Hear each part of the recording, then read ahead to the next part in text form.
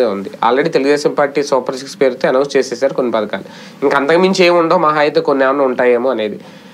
దాన్ని బీట్ చేసేలాగా లేదంటే తన రికార్డు తానే బద్దలు కొట్టుకునేలాగా ఏమన్నా ఉంటుందా జగన్మోహన్ రెడ్డి గారి మేనిఫెస్టో? భారీ ఎత్తున అయితే ఉండదు. అంటే ఇప్పటివరకు భారీ ఎత్తున చూపించారు కాబట్టి ఆ భారీ అంచనాలు అయితే ఉన్నాయి. అంచనాలు జనంలో కూడా ఉంటుందని నేను అనుకోను. ఇంతకు నుంచి ఇంకా ఎక్కువ ఓవర్ ఎక్స్పెక్టేషన్కి అసాధ్యం కూడా. అయితే గీతే 1-2 కొత్తగా యాడ్ చేసుకోవచ్చు అనుకుంటున్నాను.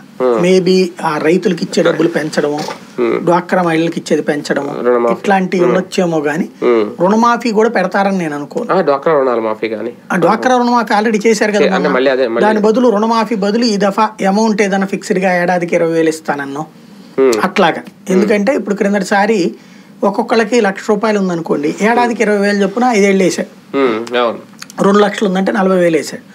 అట్లాగే ఏదైనా ఫిక్స్డ్ గా ఏడాదికి మీకు 25,000 ఇస్తానన్నో 30,000 ఇస్తానన్నో చెప్పాలి. ఎందుకంటే ఇక భారం తగ్గించుకోకపోతే అభివృద్ధి చేయలేడు అతను. అతనికి అర్థమైంది కదా, 55,000 కోట్ల రూపాయలు ఖర్చు పెడుతున్నాడు. అది సంక్షేమం వెళ్ళింది, కానీ దాని ఇంపాక్ట్ ఏమైంది? ఉద్యోగులు ఇబ్బంది పడ్డారు, మిగతా డెవలప్మెంట్ యాక్టివిటీ చేయడానికి కష్టమైంది. కాబట్టి ఎంతకాలం అని ఎట్లా సాధించగలుగుతాడు? కాబట్టి ఈ దఫా 2009లో రాజశేఖర రెడ్డి తరహాలోనే జగన్మోహన్ రెడ్డి మేనిఫెస్టో ఉంటుంది.